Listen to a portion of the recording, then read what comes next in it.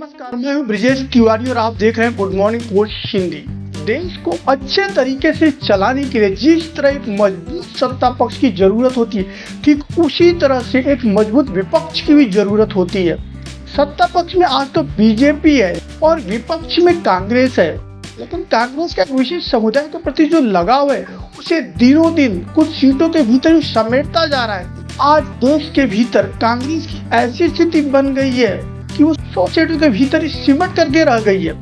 ये जो कांग्रेस है जो लगातार दलितों के विकास, देश में गरीबी, रोजगार, भ्रष्टाचार, आरक्षण और बहुत सारे महत्वपूर्ण मुद्दों को उठाती रहती है, क्या केवल यह चुनावी हथकंडा तक ही है? जमीनी हकीकत कुछ और है। क्या सचमुच कांग्रेस दलितों का विकास चाहती ही नहीं है? यह आज से नहीं 1947 से मैं कहना चाहूंगा कि सचमुच नहीं चाहती है। चंडीगढ़ की एक सभा में राहुल गांधी ने खुद माना है कि जो देश का सिस्टम है दलितों के खिलाफ है, और यह सिस्टम आज से खिलाफ नहीं है, यह सिस्टम 1947 से खिलाफ है। उन्होंने सिस्टम को दादी के समय, पिताजी के समय, यहाँ तक कि मनमोहन सिंह के समय खुद अपनी आंखों से देखा है। हम जो कह रहे हैं कि कांग्रेस खुद दलित विरोधी है, आपको थोड़ा सा सुन करके आपको अपने कानों पर विश्वास नहीं हो रहा होगा, तो चलिए सुनते हैं राहुल गांधी जी ने क्या कहा। जब से मैं पैदा हुआ हूं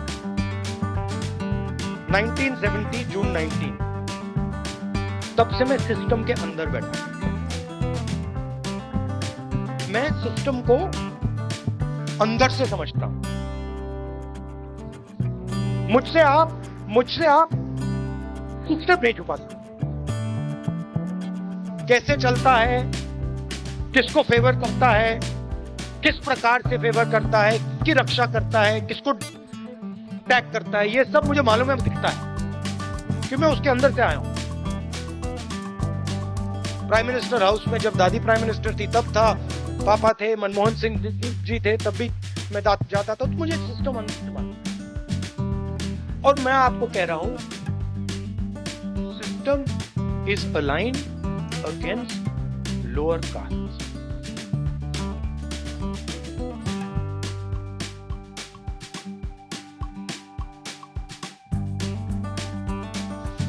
सोचने वाली बात यह है कि 1947 से 2014 तक अधिकांश समय तक कांग्रेस ही सत्ता में रही है।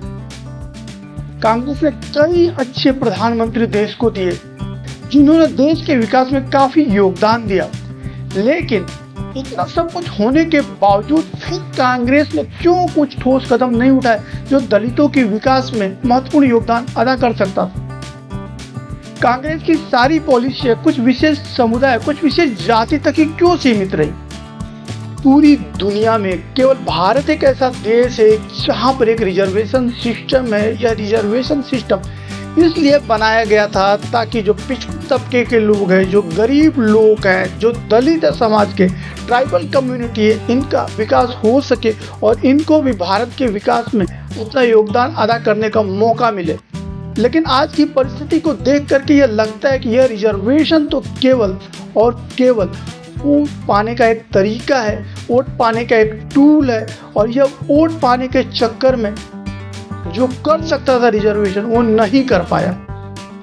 लेकिन आज़ादी के 75 साल बाद भी यह रिजर्वेशन सिस्टम मैं मानता हूँ कि फेल है, क्योंकि आज भी दलितों को वो सम्मान नहीं मिल पाया जो उन्हें मिलना चाहिए था।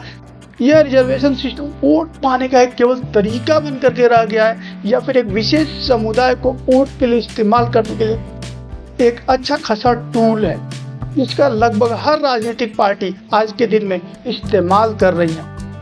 सोचने वाली बात यह है कि ये जो आरक्षण सिस्टम है, ये मेरिट बेसिस, योग्यता बेसिस ना हो करके यह जाति विशेष पर केंद्रित है। कहीं ऐसा ना हो कि कम योग्यता वाले लोग इस जाति विशेष को आगे बढ़ाने के चक्कर में देश के ऐसी संवेदनशील जगहों पे पहुंच जाए, या ऐसी जगहों पे पहुंच जाए जहां पे उन्हें नहीं होना चाहिए, या फिर उस काम को करने के वो लायक ही नहीं है। और इससे होने वाली देश की बर्बादी की जिम्मेदारी कौन सी राजनीतिक पार्टी लेगी? तो क्या आरक्षण सही है?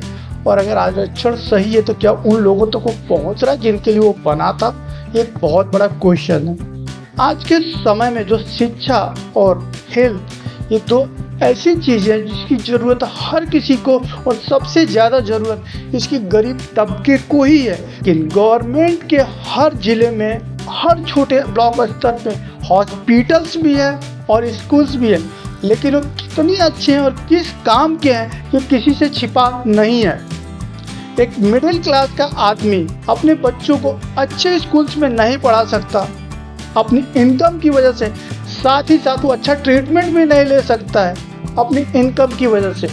आज ये दोनों महत्वपूर्ण जीवन के सेक्टर कहीं ना कहीं प्राइवेट सेक्टर के हाथों में चले गए। इस पर भी गवर्नमेंट को जरूर ध्यान देना चाहिए। कहीं आरक्षण देश को बर्बाद न कर दे, यह एक सोचने का विषय है। फिलहाल जो हमारा मेन मुद्दा था दलितों का, कांग्रेस ने दलितों के साथ इस तरह का व्यवहार क्यों किया, उन्हें प्रॉपर न्याय क्यों नहीं दिया, उन्हें इस काबिल क्यों नहीं बनाया कि वो समाज के हर तबके के साथ कदम से कदम मिला के चल सके, इसका जवाब तो आपको कांग्रेस ही दे सकती है। ये बड़ी दुर्भाग्य की बात है कि हमारा देश 1947 में आज़ाद हुआ, आज 2024 में हम जी रहे हैं, लगभग 75 साल आज़ादी के हो चुके हैं, लेकिन आज भी हम राशन के लिए लाइन में खड़े होते हैं। किसान 6,000 रुपये यानी 500 रुपये महीने सरकारी अनुदान का इंतजार करता है। आज़ादी के 75 साल के बाद भी देश की जनता इस काबिल नहीं बन सकी कि अपना राशन खुद खरीद सके, अपने खेतों में खुद के पैसे से बीज डाल सके। ये कितना दुर्भाग्य का बात है। आज भारत की अर्थव्यवस्था दुनिया की बढ़ती हुई अर्थव्यवस्थाओं में से है। आज हम 5वें रैंक पर खड़े हैं, लेकिन 5वें रैंक पर खड़े होने के साथ साथ कुछ क्वेश्चन आज भी पेंडिंग है जिनके आंसर हमें नहीं मिले हैं कि आज भी दलितों की स्थिति इतनी खराब क्यों है, इतना विकास होने के बाद भी रिजर्वेशन की जरूरत क्यों है। एक मिडिल क्लास या गरीब का बच्चा एक अच्छे स्कूल्स में क्यों नहीं पढ़ पा रहा है, या फिर गवर्नमेंट के जो स्कूल है वो इस लायक क्यों नहीं है कि हमें प्राइवेट स्कूल में जाने की ज़रूरत ही ना पड़े। वही हाल हॉस्पिटल्स का भी है कि हमें एक अच्छे बड़े हॉस्पिटल में जाने की ज़रूरत क्यों पड़ रही है, जब हर ज़िले में, हर तहसील स्तर पर गवर्नमेंट के हॉस्पिटल्स हैं। तो हमारे सरकारी तंत्र को सोचना चाहिए कि ये स्थिति क्यों है। अगर आपने अभी तक हमारे चैनल को सब्सक्राइब नहीं किया है या फिर आप पहली बार हमारे चैनल पे आए हुए हैं तो प्लीज़ चैनल को सब्सक्राइब कर लीजिए। और वीडियो अगर अच्छी लग रही हो, आपको लगते हैं कि टॉपिक जेन्युइन है, तो उन्हें आप इस वीडियो को अपने दोस्तों तक ज़रूर शेयर करें ताकि ज़्यादा से ज़्यादा लोगों तक लोगों की बातें पहुँचाई जा सके।